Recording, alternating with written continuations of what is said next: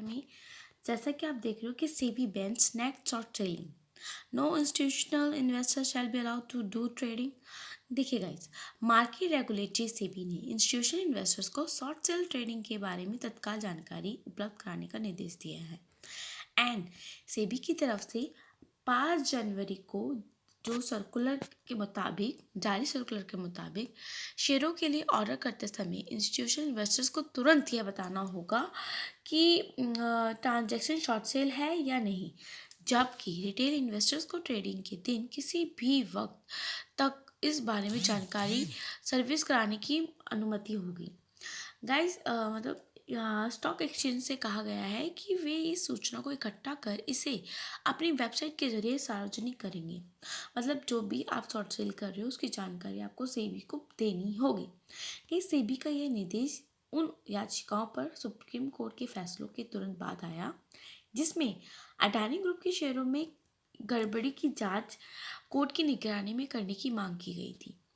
ठीक है, अडानी के शेयरों को लेकर हिंडनबर्ग की रिपोर्ट के आने के बाद ही ये याचिका दायर की गई थी। कई सुप्रीम कोर्ट ने इन याचिकाओं को खारिज करते हुए सेबी को यह जांच करने को कहा कि क्या रिसर्च एजेंसी की गतिविधियों से भारतीय निवेशकों को नुकसान पहुंचा है या बाजार में कानून को ताक पर रखकर शॉर्ट पोजीशन लिए गए हैं।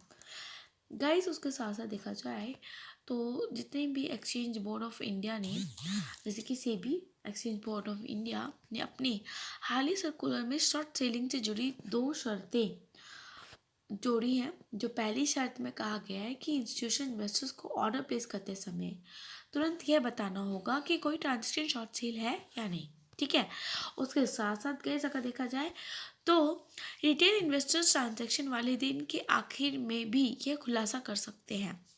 दूसरे प्रावधान के मुताबिक ब्रोकर्स को शेयरों के हिसाब से शॉर्ट सेल पोजीशन के बारे में जानकारी इकट्ठा कर इसे अगले दिन ट्रेडिंग शुरू होने से पहले ही स्टॉक एक्सचेंज के लिए अपलोड करना होगा। एंड इसके बाद स्टॉक एक्सचेंज इस जानकारी को हर हफ्ते अपनी वेबसाइट पर उपलब्ध कराएंगे। मौजूदा नियमों के मुताबिक सभी तरह के निवेशकों का शॉर्ट सेल की अनुमति है, लेकिन किसी को भी नेट शॉर्ट ट्रेडिंग की अनुमति नहीं है। साथ ही इंस्टीट्यूशन इन्वेस्टर्स के लिए भी ट्रेडिंग से जुड़ी कुछ पाबंदियां भी हैं।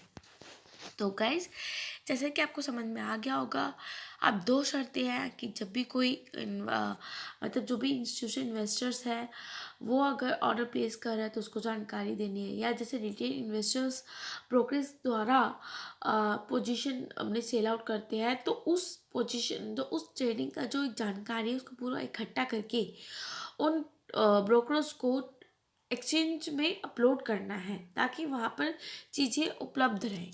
सो गाइज, आपको ये चीज़ें समझ में आई होंगी। बाकी गाइज, आप खुद से स्टडी करना, चेक करना एक बार सेबी से रिलेटेड, दैन फिर तभी इन्वेस्ट करना और सेल करना, मतलब बाकी का सोचिएगा। तो गुड बाय, थैंक यू, मिलेंगे नेक्स्ट वीडियो में।